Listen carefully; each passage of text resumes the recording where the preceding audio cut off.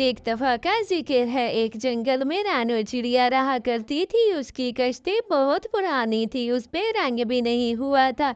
वो बहुत ही थोड़ी कीमत में दूसरों। वाह वाह, तुम्हारी कश्ती तो बहुत पुरानी है, कौन तुम्हारी कश्ती पर बैठेगा? इतनी खटारा कश्ती से अच्छा है तुम इस कश्ती को जाकर कबाड़ में डाल दो। कबाड़ वाले ही इस कश्ती में बैठ सकते हैं, बाकी तो तुम्हारी कश्ती में कोई भी नहीं बैठेगा। हाय हाय, मैं तो कहता हूँ तुम ये कश्ती भी चलाना बंद कर दो। वैसे भी तुम्हारा इस कश्ती को चलाने का कोई भी प्लान सक्सेसफुल नहीं होने दूंगा। अरे कालू भैया, ज्यादा लड़ने की जरूरत नहीं है। बताओ कितने दामों में तुम कश्ती चलाते हो, ताकि मैं भी कश्ती पूरे 30 रुपए लेता हूँ, दे सकती हो तो दो। हाय हाय, कालू ने तो कहर लगाया हुआ है, इतने पैसे मांग लिए जैसे पैसे जो है ऐसे ही दरख्तों पर उग जाते हैं। बड़ा ही गंदा है ये कालू। मैं तो कहती हूँ उसको 2 थप्पड़े लगानी चाहिए। इतने पैसे भला कौन मांगता है? बड़ा आया कालू इतने पैसे मांगने वाला। मैं तो भाई उसको बिल्कुल भी इतने पैसे नहीं देने। अच्छा ऐसा करो तुम लोग फिर मेरे साथ चलो, मैं 10-10 रुपए लेती हूँ। कालू ऐसे ही दूसरी सवारियों को लेकर चला जाता है वहां से। और फिर सारी सवारियां कालू के साथ जाने को तैयार हो जाती हैं। अरे धिंकी चिड़िया, वैसे रानो चिड़िया, वैसे तुम्हें पता है, तुम भी कोई ऐसा करो, रंग कर लो, फिर भी तुम्हारी कश्ती में तुम्हें 30 रुपए दिया करेंगे।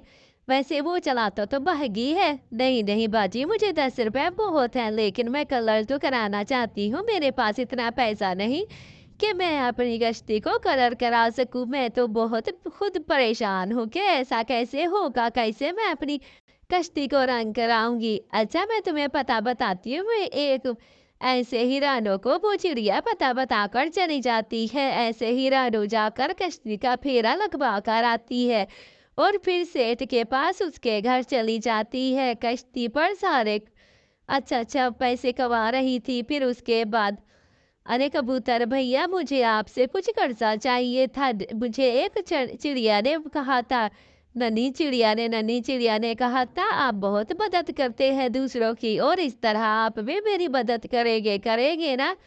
अब मुझे कुछ पैसों की ज़रूरत है, आप मुझे पैसे दे दें, मैं आपको ज़रूर पैसे दूंगी, बिल्कुल भी नागा नहीं करूंगी। अच्छा ठीक है चिड़िया, मैं तुम्हें पैसे देने को लिए तैयार हूँ। वाह वाह, थैंक यू कबूतर भैया, आपने इस मुश्किल घड़ी में मेरी मदद की, क्योंकि इस मुश्किल घड़ी में कोई किसी का साथ नहीं देता। ऐसे ही रानो चिड़िया अपनी कश्ती के पास आ जाती है और सारे जाकर रंग शंग लेकर अपनी कश्ती को करना शुरू कर देती है। ऐसे ही रानो अपनी कश्ती को चमचमाता हुआ खूबसूरत सा रंग कर देती है।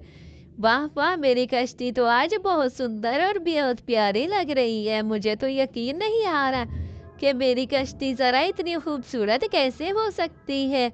ऐसे ही रानो चिड़िया अब जंगल में 20 रुपए कर देती है 30 की जगह, और जंगल के सारे पंछी फिर भी रानो की कश्ती में बैठते, क्योंकि रानो की कश्ती अब बड़ी सुंदर और खूबसूरत होती है। इसलिए जंगल के सारे पंछी कहते हैं कि हम बैठेंगे तो रानो की कश्ती में बैठेंगे, वरना किसी की कश्ती में भी नहीं बैठेंगे। इसी तरह रानो भी कहती है, ठीक है, सारे आप लोग मेरी कश्ती में ही बैठो, क्योंकि मेरी कश्ती तो बहुत अच्छी है। ऐसे ही रानो जब कश्ती पर अपने कस्टमर को लेकर जा रही थी, रास्ते में वो क्या देखती है कि कालू जो है बैठा होता है। कालू जो है वहां पर नदी में डूब जाता है। अरे ये क्या हो गया, ये क्या हो गया? मुझे तो बिल्कुल भी समझ नहीं आ रही कि फला ऐसे कैसे हो सकता है, कैसे ये मेरी गाड़ी। अरे कालू जी, मैं आपको बचा लूंगी। ये क्या हो गया? बचाओ बचाओ, कोई तो बचाओ, कोई तो बचाओ। ऐसे ही फिर रानो चिड़िया आती है और कालू को बचा लेती है। कालू ये देख कर बड़ा खुश हो जाता है और बहुत ज़्यादा खुश होता है, क्योंकि रानो ने कालू की जान बचा लेती है और फिर उसके कस्टमरों की भी जान बचा लेती है।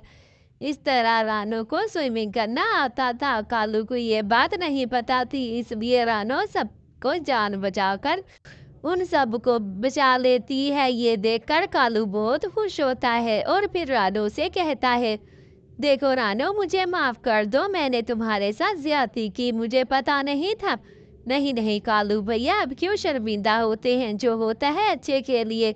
ऐसे ही कालू भी सुधर जाता है। प्यारे बच्चों, कहानी अच्छी लगे तो चैनल को लाइक शेयर और सब्सक्राइब कर देना। कल की वीडियो में कम कम लाइक थे, आज ज्यादा ज्यादा लाइक कर देना।